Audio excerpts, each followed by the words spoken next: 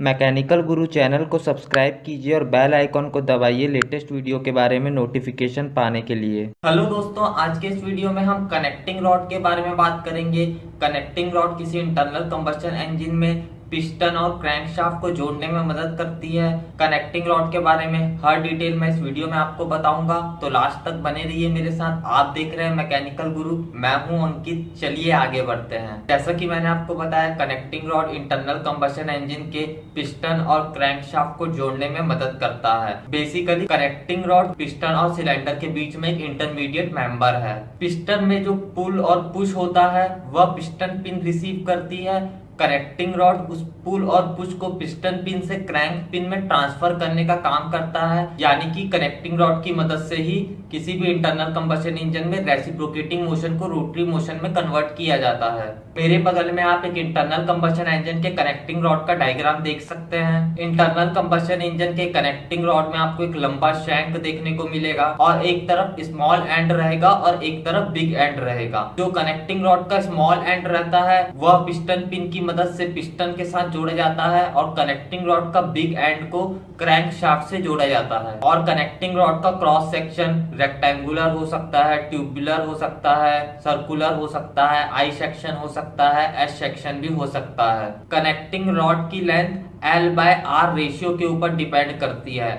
L जो है वह वैसे मैंने आपको बताया शैंक की लेंथ है और R रेडियस है क्रैंक का। तो अगर किसी कनेक्टिंग रॉड की लेंथ कम रहेगी तो L/R रेशियो भी कम रहेगा। इसके कारण कनेक्टिंग रॉड में एंगुलरिटी इंक्रीज होगी, जिसके कारण पिस्टन के ऊपर साइड थ्रस्ट इंक्रीज होगा, जिसके कारण लाइनर वियर करेगा। और कनेक्टिंग रॉड की लेंथ जितनी ज्यादा रहेगी उतने ही ज्यादा L/R रेशियो रहेगा। और जितना ज्यादा L/R रेशियो रहेगा कनेक्टिंग रॉड में एंगुलरिटी उतना ही कम रहेगी, पिस्टन में उतना ही कम साइड थ्रस्ट लगेगा, जिसके कारण सिलेंडर में वियर कम होगा। लेकिन कनेक्टिंग रॉड की लेंथ जितना बढ़ाते जाएंगे इंजन की ओवरऑल हाइट उतनी ज्यादा बढ़ते जाएगी। इसलिए जनरली L/R रेशियो को 4 से 5 के बीच रखा जाता है। इस कनेक्टिंग रॉड का जो स्मॉलर एंड रहता है वहां पे एक आई रहती है, वहां पे एक फॉस्फोर ब्रॉन्ज का बुश दिया जाता है और ये स्मॉल एंड पिस्टन के साथ कनेक्ट होता है पिस्टन पिन की मदद से। और जो बड़ा एंड रहता है वह क्रैंक के साथ कनेक्ट रहता है। इस कनेक्टिंग रॉड का बड़ा एंड 2 हाफ में डिवाइड हो जाता है, जिससे कि आप इसे आसानी से क्रैंक बियरिंग शेल के ऊपर माउंट कर सकते हैं। और कनेक्टिंग रॉड को क्रैंक के साथ माउंट करने के बाद बिग एंड के दोनों हाफ्स को नट बोल्ट की मदद से ज्वाइन कर दिया जाता है। कनेक्टिंग रॉड को मेनली टॉप फोर्जिंग प्रोसेस से बनाया जाता है और कनेक्टिंग रॉड बनाने के लिए माइल्ड कार्बन स्टील से लेकर एलॉय स्टील्स तक का यूज किया जाता है। इस कनेक्टिंग रॉड के दोनों ही एंड्स में बियरिंग लगी रहती है। उन बियरिंग को 2 तरीके से लुब्रिकेट किया जाता है, या तो स्प्लैश लुब्रिकेशन प्रोसेस से उसे लुब्रिकेट किया जाता है या फिर प्रेशर लुब्रिकेशन प्रोसेस से। इस क्रैंकशाफ्ट के बिग एंड में जो बियरिंग रहती है उसमें स्प्लैश लुब्रिकेशन किया जाता है और जो स्मॉल एंड में बियरिंग रहती है उसमें प्रेशर लुब्रिकेशन किया जाता है। फ्लैश लुब्रिकेशन में एक स्प्राउट लगाया जाता है सर्टेन एंगल में बियरिंग एंड में, और जब यह कनेक्टिंग रॉड नीचे जाता है तो यह स्प्राउट लुब्रिकेटिंग ऑयल में डीप हो जाता है, जिससे कि लुब्रिकेटिंग ऑयल इस स्प्राउट के थ्रू होते हुए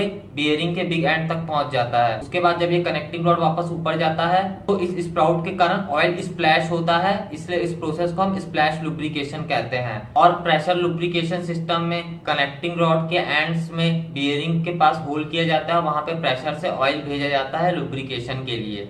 तो दोस्तों आज हम लोगों ने कनेक्टिंग रॉड के बारे में बात की। कनेक्टिंग रॉड के बारे में बहुत सी डिटेल्स मैंने आपको बताई। मुझे उम्मीद है कि आपको ये वीडियो पसंद आया होगा। अगर पसंद आए तो जरूर इस वीडियो को लाइक कीजिए, इस वीडियो को शेयर कीजिए और चैनल को अगर अभी तक आपने सब्सक्राइब नहीं किया तो सब्सक्राइब कर लीजिए, क्योंकि मैं आपके लिए रोज ऐसी अच्छी अच्छी वीडियोज लेके आता रहता हूँ। जल्द ही मिलेंगे। जय हिंद, वंदे मातरम।